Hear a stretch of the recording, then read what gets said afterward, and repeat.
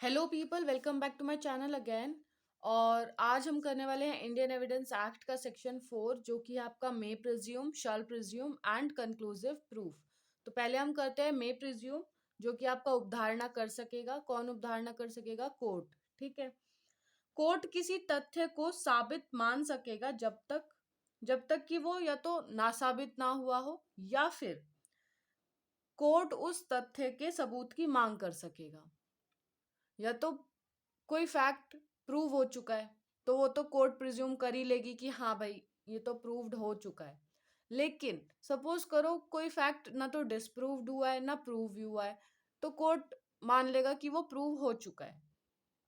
Until and unless court को ऐसा लग रहा हो कि नहीं, हो सकता है इसको एक चांस देना चाहिए, तो वो बोल सकता है कि प्रूफ करने का टाइम दे सकता है, या फिर बोल सकता है कि प्रूफ कर दो। ठीक है। एग्जाम्पल के तौर पे देखें तो अगर कोई व्यक्ति, सपोज करो कोई रैंडम पर्सन है जो कि 7 साल से ना तो किसी से मिला है ना किसी ने उससे बात करी है, और वो गायब है, मतलब वो, उसके जो आसपास के लोग हैं वो है, मतलब उनको पता ही नहीं है कि वो है भी या नहीं है, तो कोर्ट ये मानकर चलेगा कि वो मर चुका है। ठीक है। This will be called as civil death, क्योंकि 7 साल बहुत लंबा टाइम होता है, और अगर किसी उसने अपने किसी जानकार से बात ही नहीं करी है या किसी को पता ही नहीं है कि वो कहाँ पर है कहाँ पर नहीं है, तो ये नेचुरल थिंग है कि आप यही मान लोगे कि वो इंसान मर चुका है। ठीक है। मे प्रिज्यूम में कोर्ट के पास अथॉरिटी है कि वो बोल सकता है कि आप प्रूफ कर दो। ठीक है। और उसकी मर्जी पे डिपेंड करता है। वैसे कोर्ट की मर्जी होगी तो ऑब्वियसली प्रूव हो जाएगा, अनटिल एंड अनलेस वो कंक्लूसिव प्रूफ ना हो, क्योंकि कंक्लूसिव प्रूफ के बाद आप एविडेंस नहीं दे सकते। वो कंक्लूसिव में बात करेंगे, पहले हम बात कर लेते हैं शैल प्रिज्यूम की। उपधारणा करेगा, पहले में था कर सकेगा, मतलब वो उसके ऊपर है कि वो करे या ना करे, पर उपधारणा करेगा, शैल प्रिज्यूम। ये भी वही है कि किसी फैक्ट को तब तक प्रूफ मानेगा जब तक कि वो डिस्प्रूव्ड ना हो जाए। सपोज करो कि कोर्ट ने किसी को नोटिस दिया है कि एक डॉक्यूमेंट प्रोड्यूस कर दो। अब या तो वो प्रोड्यूस हो जाएगा या फिर नहीं होगा।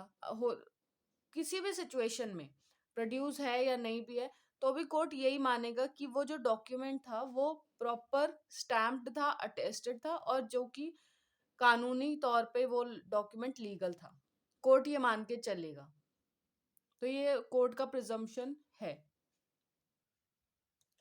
लेकिन अगर ये डिस्प्रूव्ड हो जाता है कि जो कि डॉक्यूमेंट पेश हुआ है वो लीगली इलीगल है, लीगली इलीगल मतलब वो इलीगल है, सिंपल, तो वो डिस्प्रूव्ड हो गया ना, इसमें तो कोई बात ही नहीं है। जब तक कि कोई फैक्ट डिस्प्रूव्ड ना हो जाए, कोर्ट ये प्रिज्यूम करके चलेगा कि भैया ये प्रूव्ड है, तो ये उसका प्रिजम्पशन है।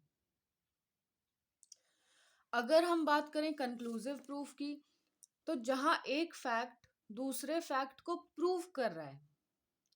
सपोज करो कि कोई ऐसा बोल रहा है कि भाई कंपनी, एक फलानी कंपनी है जो कि रजिस्टर्ड क्या कंपनी नहीं है ना, मतलब कोई जाके कोर्ट में बोलता है कि मैंने इस कंपनी में पैसा लगाया पर ये तो कंपनी नहीं है, और जो दूसरी पार्टी है उसने डॉक्यूमेंट्स दे दिए और भाई प्रूव कर दिया कि वो कंपनी है, और इनकॉर्पोरेशन, जो कंपनी का इनकॉर्पोरेशन सर्टिफिकेट है वो कोर्ट में दे दिया, तो वो प्रूव हो जाएगा कि भाई कंपनी है, एग्जिस्ट करती है, तो उसका दावा तो खारिज ही हो जाएगा। एंड कोई और एविडेंस देने की जरूरत नहीं होगी, और अलाउड ही नहीं है कि कोई दूसरा एविडेंस दिया जाए आफ्टर ये एक्ट। जब किसी चीज को कंक्लूसिव प्रूफ मान लेगा, तब उसके बाद further evidence are not allowed. एक एग्जांपल लेते हैं, और कि सपोज करो हस्बैंड वाइफ हैं जी, शादी हुई, और उसके बाद मतलब एक दिन तो हस्बैंड अपनी वाइफ के साथ रहा और दूसरे दिन वो चला गया अपने काम के सिलसिले में 1 साल के लिए।